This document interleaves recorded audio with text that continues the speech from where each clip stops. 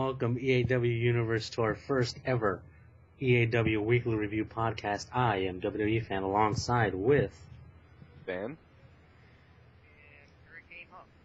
And we're going to cover all of the week's shows in case you missed them, all the rumors, all the news, and stay tuned because we have a special guest later on in the show. So, well, let's get started on the show, shall we? Yes. Wednesday Night Turbo, we had a great show, a bunch of great matches, and Chris Hessian announced that. Hey, get it right. It's Chris Hessian. Get it right. Oh my God. Chris Hessian? Right. I thought it was Hessian. No, it's Hessian. Okay. You better recognize that name soon, son. Yeah, just everyone knows we're gonna botch pretty much everyone's name. Yeah. If you hear your name get messed up, just we'll try better next week. All right, so we got Hessian. He beat Cyclone. And You were saying? yeah, and off of WWE's fans' chair shot, Right. which pretty much hurt Cyclone. The highlight of the night. Yeah. Yep. All right. And Chris got the score. So He's moving on up. He truly is. yep. No longer in the shadows, as some would say. Yeah. Yep. All right, moving And on. Voltage. Friday Night Voltage. That's your cue. Oh right. Okay. Well, See, anything can happen on the show. yes, this is all uncensored, uncut. And in your face. In your face. We're not even gonna I say like that. that way. Jeez.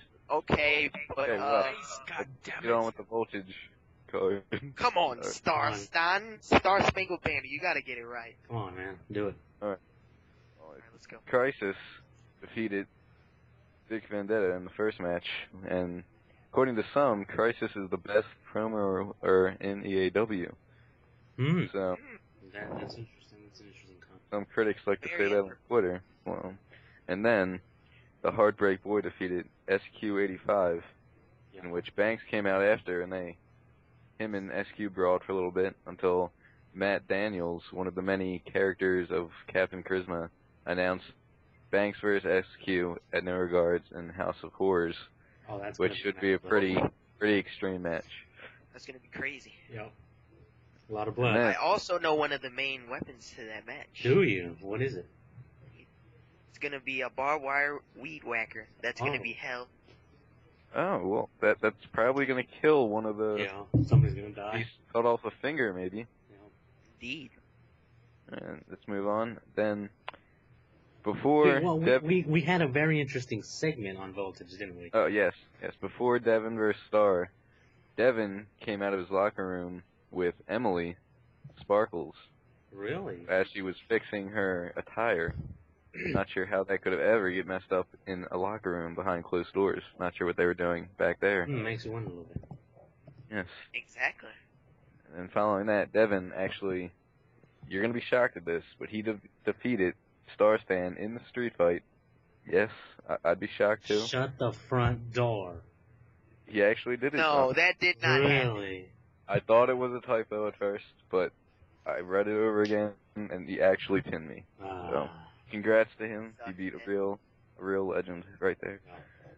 And then, after that match, Christy Cruz was attacked backstage by Cameron, and that left Nick Angel partnerless in his match with John Alloy and HBG, and ultimately, of course, he lost that match. I don't see how he could ever beat either one of them, obviously. What are you trying to say? Even the Vixen? Even Heartbreaker? Even the Vixen's champ. And then, the main event, the winner of this match would face me, Star Span at No Regards, for the Elite Championship. And probably going to get this name wrong, but Kawa defeated Apollo Calix to become the #1 contender. That's impressive. So far we have 2 matches for no regards. Am I incorrect? Yes, SQ versus Banks and House of Horrors, and Tawa versus Stars Fan for the Elite Championship under Elite Championship rules, of course. Oh, Don't forget about that 3-way Vixens match. yeah, that's. Which we're gonna talk about later on in the show. Yep. Alright. And we have Saturday Night Showdown, where Yep. Chris Hessian had a speech about WWE Fan, where he announced him as his mentor. WWE Fan reportedly said that he met him at Pain for Pride and had waited for a long time for this request. Chris Hessian recently just accepted. Also, we had Pirate or Pyrite. Is that the right pronunciation of your name? Is that the right? Can I confirm that? I think Pyrite? that his name is Pirate. Alright, Pirate. And Matt Ryder defeated Sons of Mayhem. And, well, that was a shot. Beat the EAW Unified Tag Team Champions. And then, after that match, Matt Daniels was seen talking on his phone about Showdown not having many stars.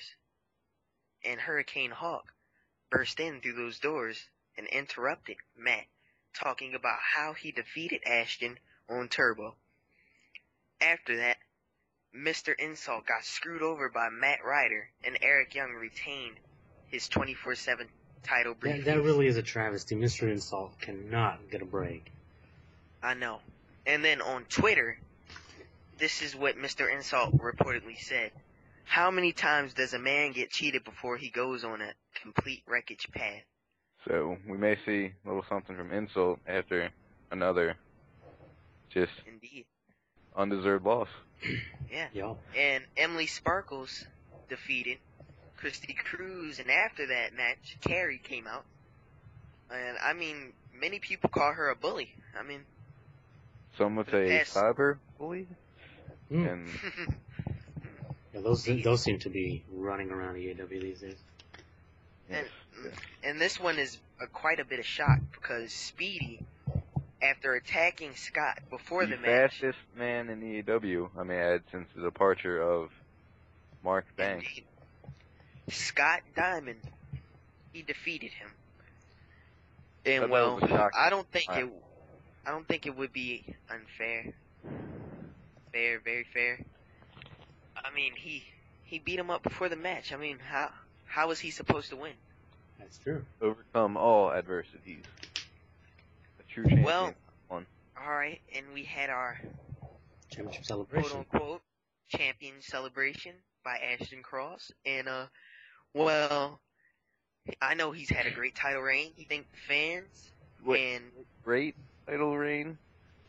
yep, he's having a great title reign right now. In my opinion, that was the worst title win since an unknown superstar was handed the title 2 years ago. Oh. Indeed, but we had an intruder. Uh-oh. It was Hurricane Hawk. Really? He came out and interrupted Ashton Cross, talking about how he defeated him on Turbo, and how that if he put his EAW World Heavyweight Championship on the line, he would be in jeopardy. Ashton Cross responded with a quick title smack and an F5. I mean, how do you think Hawk is going to respond to that, guys? Well, why don't you tell us? Well, I'm a pretty bit angry about that. You know, I'm still hurt. And well, we'll see next showdown. Now let's see what Hurricane Hawk has up his sleeve. Yep. All right. So that concluded Showdown. Now on to Sunday Night Show. Sunday Night Dynasty. Yeah. We got TJ Divine picking up the victory against Kyle Hitch. Yeah. Yeah, that was a pretty good match, back and forth, but TJ ultimately defeated Kyle. Yeah. And like Hawk mentioned earlier, a triple threat match was announced. A triple threat first blood match in the Vixens division. That should be an interesting match to see. Yeah, I mean, I wonder who's gonna make one bleed first. I mean, is it elimination? Will it be whoever bleeds first? I mean, it's kind of hectic. Yeah, that's true. The rules can get kind of tricky on that. We had Devin Dubian and Cyclone defeat the team of Alex Anderson and the Prince of Phenomenon. Cyclone could have the chance to do that again because he has a number one contenders shot at Pop's Age of Extreme Championship. Right. And we got the team burial of CM Banks and Alexander Da Vinci defeating Superior Quality 85 in a handicap match. Well, that was brutal, man. That was really unfair and brutal. Yeah, and then Dynasty ends, closes with a big brawl in the crowd between Banks and Superior Quality. That feud is really heating up as the segment. Yes, sir. That feud gets better each show. Yes. So what's your money for that match, guys? I mean, I'm more of a Banks guy myself, but how about you? I mean, who would bet against Banks? I would. I would bet against Banks. My pick is Superior Quality 85, no doubt. CITV. Well, there you have it. We have our show's recap and. Yeah. Do we have any rumors going around this week? Something that really caught the attention of the EAW universe. Well, I think Emily Sparkles and Steven Duvian were doing something behind those closed doors that, you know. Yeah, they were getting a little frisky there, it seemed. Yeah, I mean, she fixed her attire. I don't know what would make her have to fix her attire behind closed doors with another man, but, you know. I don't know how that would ever get messed up. You could be assuming. Yeah, you never know. You can't. What about EOE's new mixtape he said he was coming out with? Is EOE really gonna do a mixtape? Really? I think he's here. Is he here? Do we yeah, have he's him? gonna be here. He's gonna be here. I'm here. EOE, Montel Smooth, our guest